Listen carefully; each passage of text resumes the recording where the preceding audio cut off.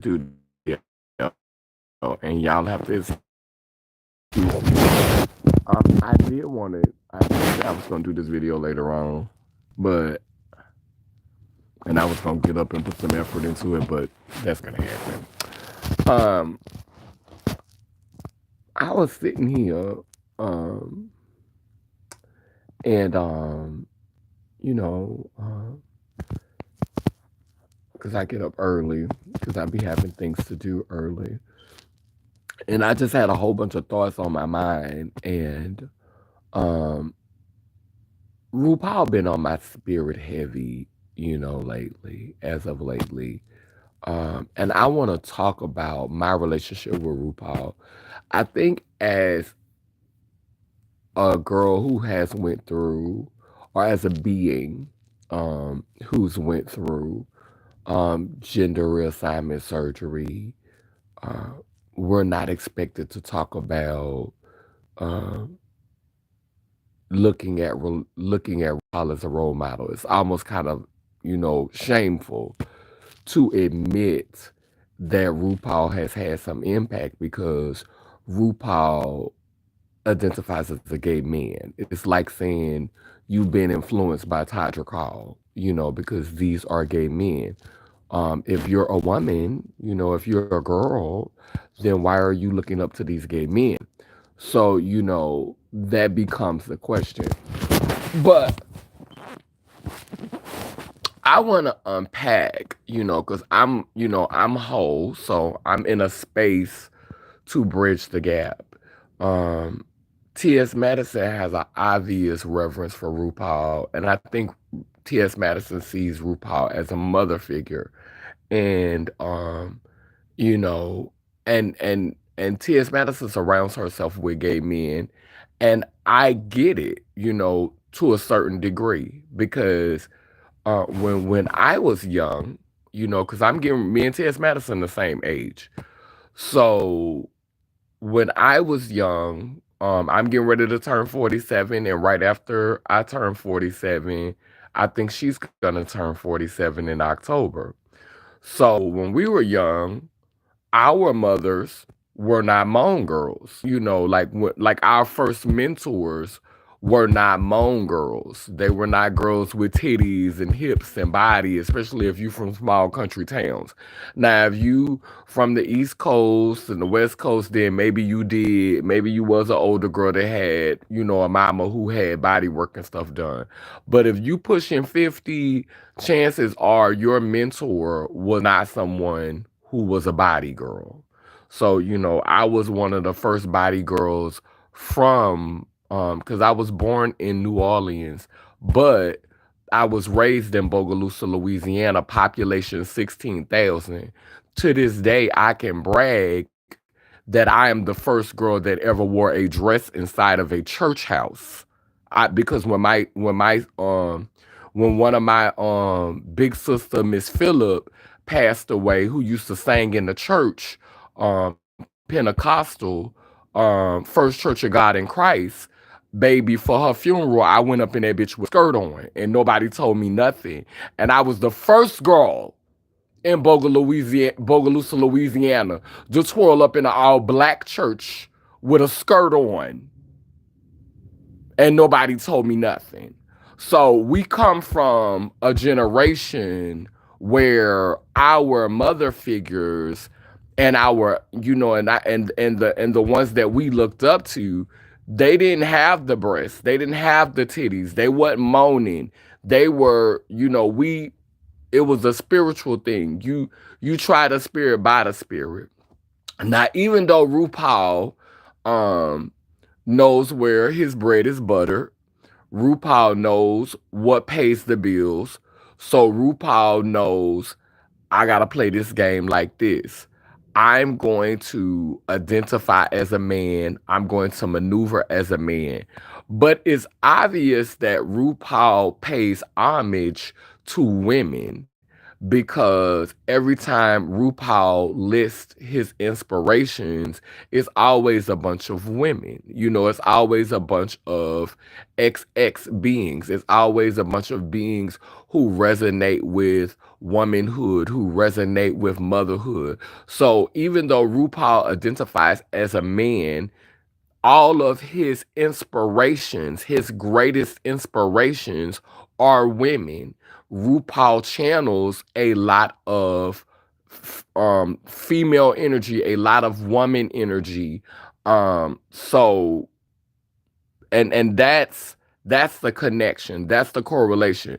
So it's not always what people say in order to because RuPaul comes from a different generation. RuPaul is what, almost 60, you know what I'm saying, if not in their 60s. But RuPaul is from a different generation, and in that generation it was very much the rule of dichotomy states. It's either up or down, left or right, gay or straight. One of my mentors used to tell me that the rule of dichotomy states. I knew the rule of dichotomy when I was a child, and it was very much the rule of dichotomy states. And I told y'all the story about Miss Richards. She used to tell us that all the time when we was young. The rule of dichotomy states it's either up or down, black or white, gay or straight, male or female. Like it was very much it's is or. And so there was a generation of beings who channeled that feminine energy and who had that connection to their foremothers and forefathers, but very much honored, embodied the rule of dichotomy. I am not a rule of dichotomy. That's not me. I'm very much the gray area. I'm very much as somewhere these two colors are going to meet. There's going to be some mixture, and that is not going to be black or white. You even see it on my book. You see in the where the black and the white kind of mix together right here, right there under my arm. You see that it is creating almost a shadow, which is like a grayish tone. And so I'm very much there's an area that's not gonna be completely white, and there's an area that's not going to be completely black. There's an area where them colors are going to spill into each other, and they're going to create a color that is not 100% white and a color that's not 100% black. And I that's the seat of my power. That's where I sit. I sit there. I know how to navigate the black. I know how to navigate the white, but I exist. That's where my roots are. My roots are in that area. So but we come from a generation of, like, any of us who are in our late 40s, who were born in the South. Our elders were very much of that mindset. And this is why we have a lot of older um queens, because I ain't gonna say butch queens, because some of them are not butch, but they acknowledge being men. They look at themselves like men. I think Funky Dineva is very much of that mindset, because Funky Dineva, for all intents and purposes, is a woman. And you could see it, it's obvious. But Funky Dineva will not identify with female pronouns. Big Frida, for all intents and purposes, is a woman.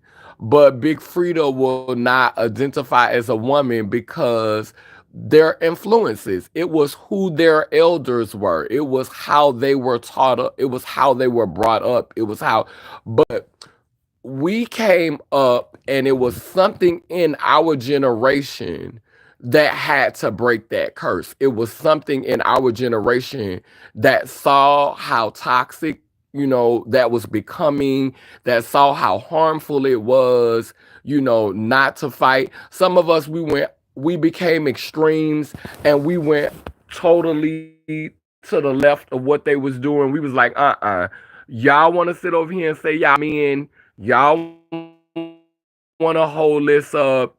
I'm a woman. I'm totally turned off by living that way, by maneuvering that way. I'm fixing to fight to be the total opposite of what you are. And really, honestly and truly, it's all the same thing. You just refusing to have the gender. You're the same person that RuPaul is. You just will not call yourself a he. You just want them female pronouns because for so long you were shamed for them. You were shamed for calling yourself that. So now you're relentless about she, her, and hers. But you the same as RuPaul.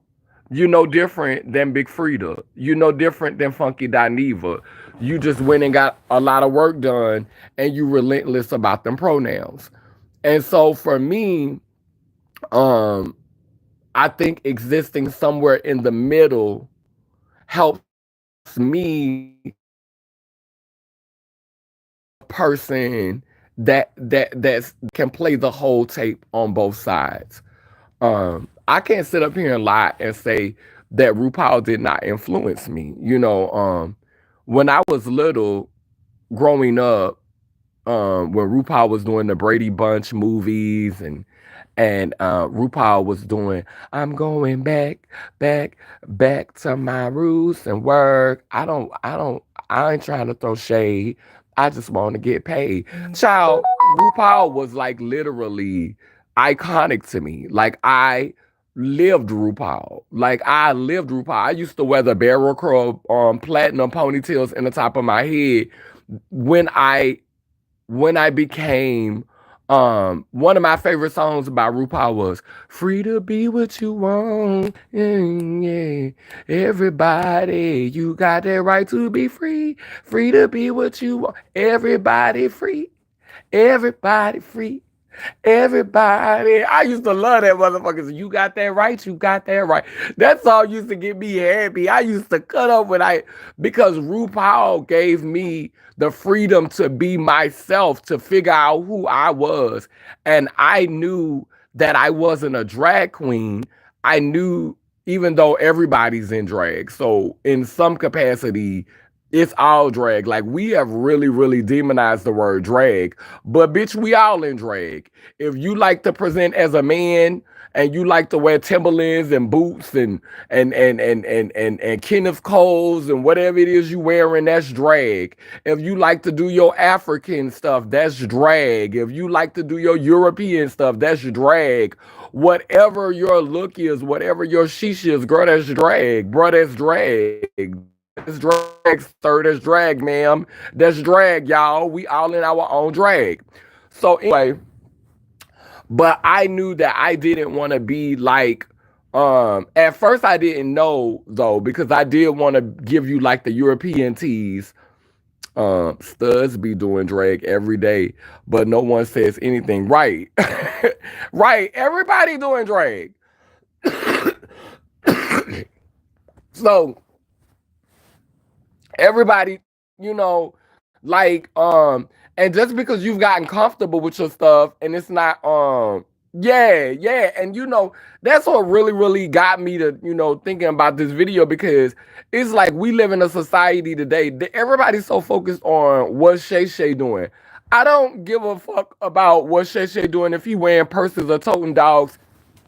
And I left a comment in the comment section because part of me, my heart goes out to him, but on the other side of that, I don't really feel bad about what a lot of these men are experiencing, being in the public eye and being super scrutinized.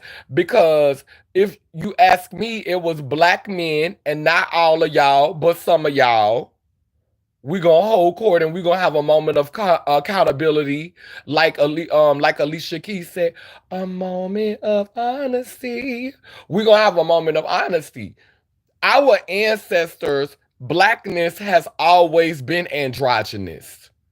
if you look at blackness throughout heritage, throughout the fabric of time, black beings have always defied gender expectations. If you go pre-colonialism and you look at ebenoid people possessing negritude, indigenous beings throughout time, we have defied the white man's idea of what it means to be male and female. We see black women, black feminine being toting spears with muscles, standing tall, standing strong, looking powerful. We see male beings wearing feathers and skirt like things and just all type of paints on their faces and jewelry and looking regal and divine, and like there's never been a box to put us in until colonialism happened.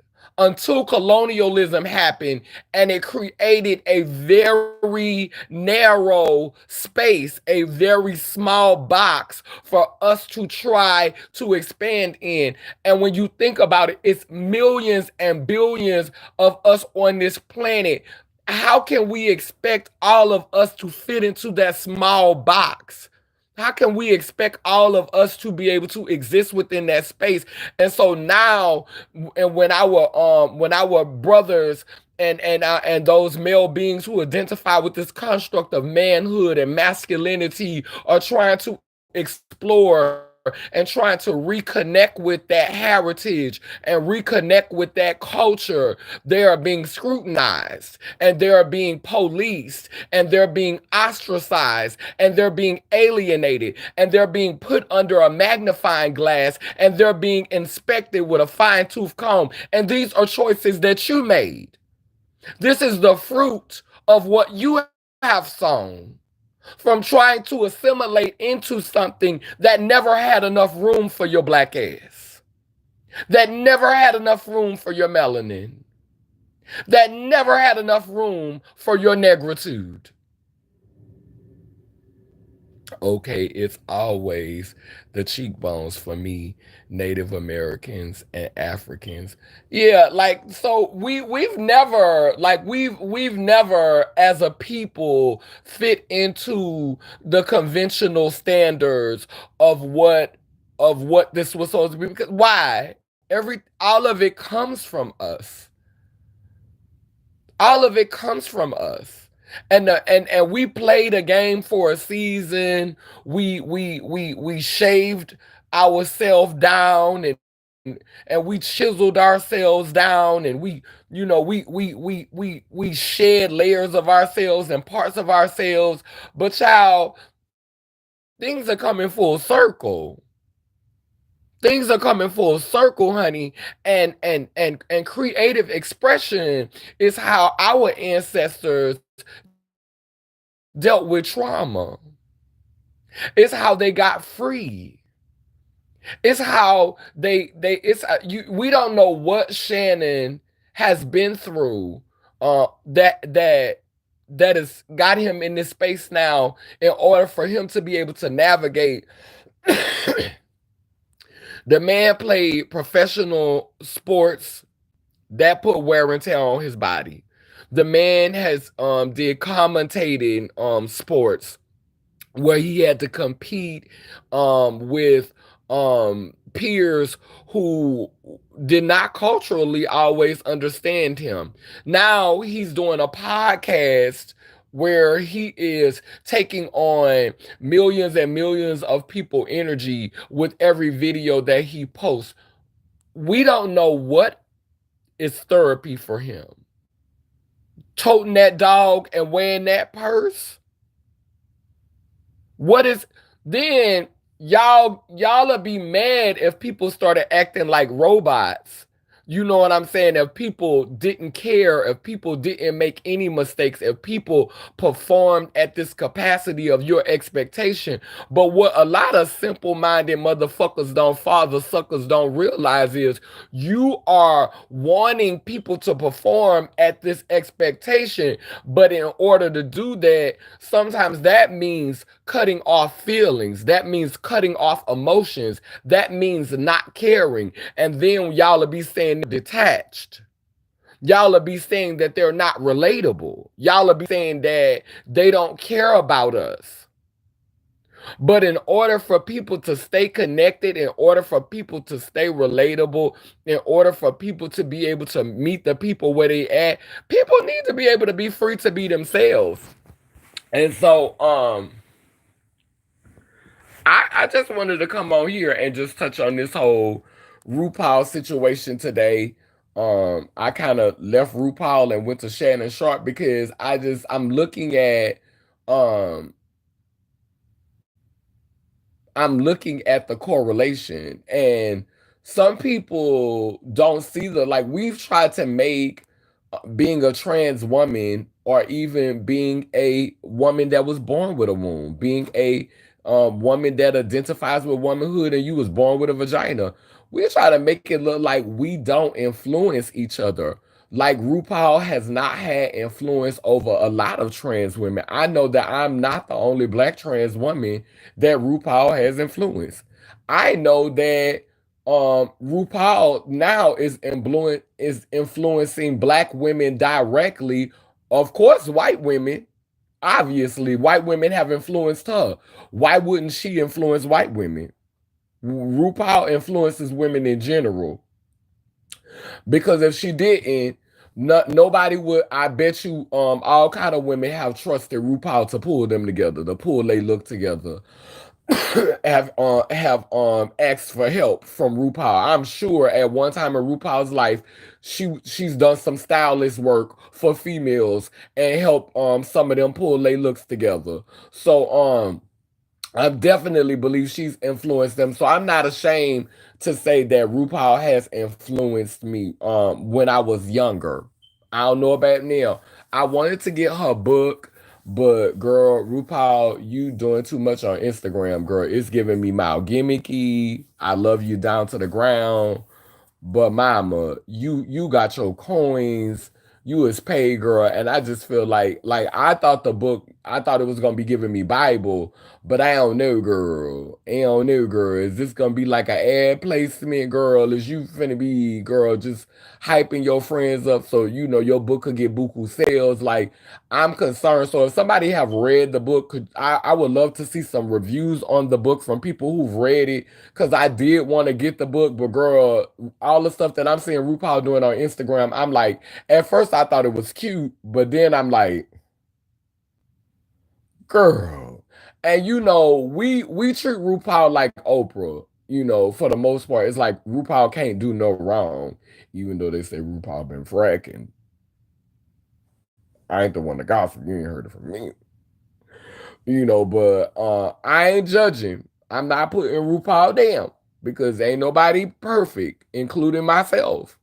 But it's like I look at RuPaul as a person that don't need to do certain things. I don't see RuPaul as a fraud or as a fake. I see RuPaul as as an icon. I see RuPaul as, like, I have so much respect for RuPaul. And I think sometimes because I have so much respect for RuPaul, I put RuPaul on a pedestal and I hold RuPaul as such a high regard, you know, and that's why I don't speak on RuPaul all the time, because I don't want to speak from a place of maliciousness. But I also don't want to be afraid to say what I think is the truth, because I'm afraid that I'm going to miss the opportunity. Because let me tell you something, it is nothing that RuPaul can give me that is more important than my dignity. That is more important than me being able to speak my truth. It's nothing that RuPaul can give me that is more important than that.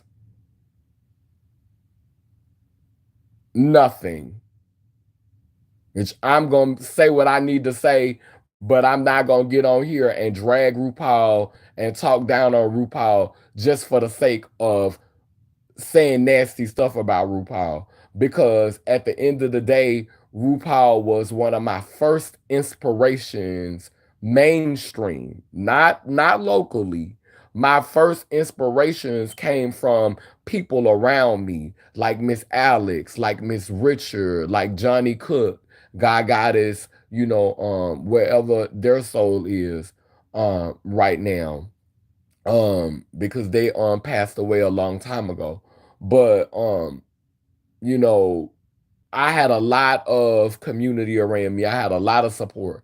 But mainstream wise, when I looked at mainstream, when I looked on the television and I saw something, and I really resonated with the RuPaul in the early stages, because RuPaul used to wear the Afro wigs all the time. Like RuPaul, when RuPaul did Back to My Roots, like they would wear the Afro wigs all the time. And I lived for that. And then like when you find the old clips of RuPaul used to wear the Afro hair and stuff. So like I really like related to that person. And as RuPaul progressed and it became more sequency and more, it was just straight wigs all the time. It was the Glamazon wigs all the time. I understand that, the industry should take care of RuPaul. I feel like RuPaul should have a golden ticket, and RuPaul should not have any worries or concerns. RuPaul should be taken care of until RuPaul leaves this fucking planet, because RuPaul have done the industry a huge RuPaul has been the avatar and the vehicle that has moved forward this aesthetic, and RuPaul maybe just went and got some fillers in their face, maybe just went and got a little Botox, and got a little injection here and there in the face, and never did anything really to the body. But RuPaul's illusion birthed a lot of realities, because a lot of girls was like, I don't want to take my shit off. And for a long time, some of us thought RuPaul titties was real. We didn't know it was no $5,000 breastplate. We thought them titties was real. We didn't know about no lace fronts. We thought that hair was growing out that scalp.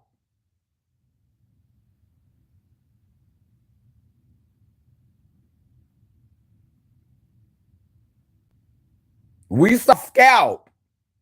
We saw scalp and chest. And we wanted to actualize that. We didn't want to take that off. We wanted to actualize that. And so RuPaul pushed something forward and to gave a standard to trans women and black women, not all, but a lot of us. And it was a trickling down effect, because, if it was impacting trans women like that, who was doing the females' hair? Who was doing the females' makeup? Who was styling the females? A lot of these gay males who were transitioning into trans women. So we were directly impacting each other. RuPaul was, in a sense, a queen bee, a hive mother, and was putting out this vibe, putting out this frequency, creating this culture that births so many different variations of RuPaul. And so a lot of people don't want to have that, they don't want to have that conversation. I remember when I was on RuPaul, or when I was on Ricky Lake, one time me and my uncle, we used to have like this worm bed across the street where we used to go and pour the slop it. So like when I was growing up in Bogalusa, I was like 13, 14 years old. And I have an uncle, his name is Leroy, and he's a Pisces, and he always never made me feel awkward, never made me feel weird. I had a beautiful relationship with this uncle. Like never did anything inappropriate to me either, but he never judged me, never put me down, never made me feel weird. So one day, we was across the street, and I think we was throwing the slop across the street because we used to throw the slop across the street so that, and the soil used to be so fertile. It was like a form of composting. So anyway, we throwing the slop across the street, and it'll go into the ground, and the worms will eat it, and whatever. We'll go over there and get our bait for when we will go fishing. So while we was over there doing that, my uncle looked at me, and my uncle was letting me know that he knew I was different. And and this is what he told me. He said, if you gonna be it, he said, don't have help with it. He said, I want you to put Rupaul to shame. And I never forget I was on Ricky Lake, and I was getting ready to come out. I was getting ready to come out, and I was getting ready to embrace who I was. And I had to go out in front of the camera, and so I was nervous because Ricky Lake was a nationally syndicated TV show, back in the 90s. So I think I was turning 21 years old. Child, the name of the episode was called You Used to Be a He, But Now You're a Gorgeous She. I tried to get on Oprah. I couldn't get on Oprah. I would not do Jerry, and I would not do the other one that used to be doing the shows. It wasn't Donahue. Maury Povich. I wouldn't do him either. So no, it wasn't. It wasn't Maury Povich. Yeah, it was Maury Povich. I wouldn't do him either. I would not do Jerry Springer, and I would not do Maury Povich. But Ricky Lake, she could be a little messy, but she wasn't that messy. So I was like, I'll do Ricky Lake. So Ricky Lake flew us out there. She didn't really give us no coin. They say Jerry Springer used to give you a nasty old coin to make a fool like you on his show. But like give you $1,000. But Ricky will make sure that you have food. She'll make sure that your ride to the airport was covered. Make sure that your ride back to the airport was covered, and make sure that your plane fare was covered. So you didn't have any expenses when you got there. She put you up. She put you in a hotel. She fed you. She made sure you had enough money in your pocket if you needed to buy you something while you was there. Make sure you was comfortable while you was there. Then when you was on your way out, honey, she put you on that party bus and get you drunk on that party bus on the way back to the airport, honey. But sweetheart, you weren't getting no coins. You wasn't getting no coin. You was taking home, honey. You was not getting paid to be on the show. You had your needs met. But anyway, I'm back there. I'm backstage, getting ready to go out. And back then I was into paint. Girl, I was into my little makeup. I was into getting my nails done. I was into all of that, girl. I had on, had threw me a little wig on, girl. Had me a little cat suit on, girl. Had on me some old sickening little wedge pumps. I used to love to give you old nasty wedge. So, girl, I'm getting ready to twirl out on the stage, right? So, girl, right before I get ready to twirl out on the stage, this white woman was standing next to me, and she looked at me and she said, honey, I've done RuPaul's makeup. And baby, you put RuPaul to shame. And when she said that, I literally, it took me back to what my uncle said.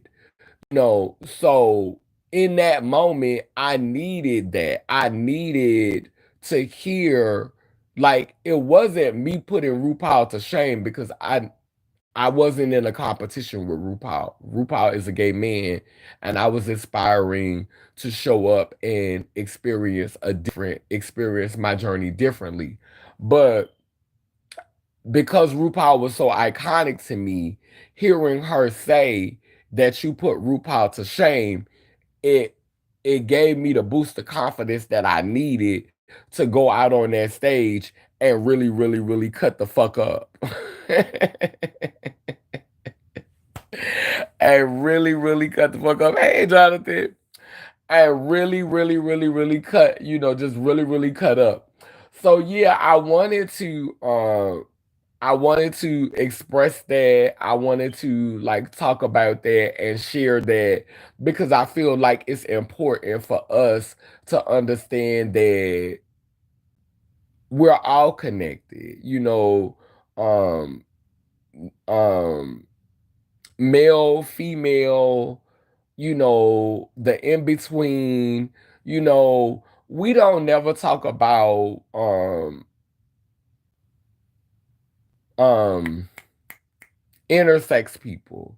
Like we don't never talk about intersex people. We always make things male, female, man, women, and it's not that simple. Like, things are just not that simple. Like things are not black and white. Like there's an in between. And I think if we had more conversations about that in between, we wouldn't see things the way that we have been taught to see them. We wouldn't look at things the way that we have been taught to look at things. We will have a broader perspective and we will have a more open mind about, the world, and this is why I continue to do the work that I do. This is why Laylim Layler Nation is so important to me. This is why the work of New Legacy Ministries is so important to me. This is why it was so important to write my book in purple, because um even though a lot of the stuff that we're seeing is in mainstream, is to distract us, sitting up here talking about men with purses and men with small dogs and black men wearing dresses and making fun of trans people. Like, even though a lot of this is just to distract us while the Matrix does what it does, while the Matrix pulls a fast one on us, while they continue to integrate AI and robots and stuff into the culture, while they continue to prepare those motherfucking concentration camps. And like, really, a lot of it is a distraction to get ready for what they really getting ready to do, for the stuff that they really getting ready to do. I do this work because there are young children out there. I am not under the delusion that everybody wants to be free. I'm going to say this. I'm getting ready to close. This is important. I am no longer under the delusion that everybody wants to be free. Some people are perfectly fine with slavery as long as the chains are Chanel, as long as the chains are Versace, as long as the chains are Christian Dior, as long as the bag is Birkin, long as the bag that they picking cotton with is Birkin and Louis Vuitton.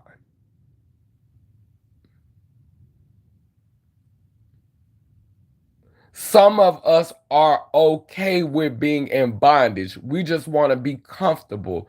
That's why they making the prison system so comfortable. That's why they making the inmates, the prisoners, so comfortable. Everybody does not want to be free. Do not assume that every black person is fighting for the same thing that you are fighting for. Do not assume that every queer person is fighting for the same thing that you are fighting for.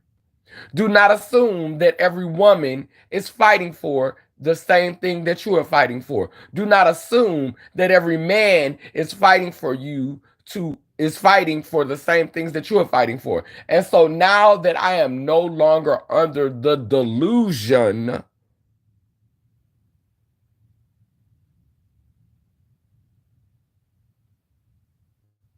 I am no longer under the delusion that they want the same type of freedom that I want. I'm not out here wasting my breath fighting for everybody's freedom. No. But I will continue to do this work, and I will continue to carve out this space, and I will continue to have these conversations and to explore this space, and to make room in this space for beings, for youths, for elders, for entities, for life forces, for creatures, um, to find themselves, because I didn't have this space. I had a space where I was supported to own being a punk and to being a faggot and being a sissy. Um, and then I had to expand past that when I wanted to experience as much as I could of womanhood. I had to I had to tell some of my friends, But then I realized I don't have to leave behind who I was to be who I say I am. That's the beauty of that gray space. I don't have to leave behind who I was to be who I said I am. Anyway, and I'm they them. So let me light my candle. Yeah, but I wanted to touch on RuPaul today because I feel like a lot of trans women, we be scared to touch that subject. Because we touch that subject, then all of a sudden, you know, because even though I identify as they and them, I still identify as a trans woman. When it's time for me to get my check, bitch, give me my coin. Bitch. It's all I done went through, bitch. I earned it. Give me my coins, bitch. Give me my gods, bitch. And I mean that. Bitch. I'm they them. I'm whole. I'm they lim they lur. It was so funny. I was filling out I was doing an application online the other day. And no, it wasn't online. I was sitting down talking to this woman, and she asked me, she said, what's your race? I said, put other. She said, what's your gender? I said, put other. Bitch. Girl, sometimes I be tired of, just always being placed in a box and people trying to tell me who I am. Like you have like some days I don't want to be in no boxes. Trail, don't put no label on me. Don't put no box on me. Bitch. Today I'm a potato. Tomorrow tomorrow I'm chicken, bitch. Where is the I wanted to light a candle. Oh, okay. Bitch, I'm chicken today, bitch. I'm a tuna salad today. How about that? Bitch, I'm an egg sandwich today. My pronouns are egg sandwich, biscuit and cheese. My pronouns are pepperoni pizza. Bitch, bitch, I'm not playing with y'all in this matrix right now. Anyway, we light this candle in honor of the ancestors who have come, who will continue to come, past, present, and future. Mother, Father, God, Goddess, Alpha, Omega, the beginning and the end. We light this candle in honor of Trans Visibility Month, Women's Heritage. Um, yes, we just acknowledge it all. We celebrate it all. We celebrate the dark, the light, the sun, the moon, the chaos, the order, the sunshine, the rain, all of it. All of it. All of it. 'Cause all of me loves all of you. All your curves and all your edges. All your perfect imperfections. Yes. Yes. Amen. A woman. Let them. Let her. Y'all have a beautiful day. Talk to you soon. Mwah.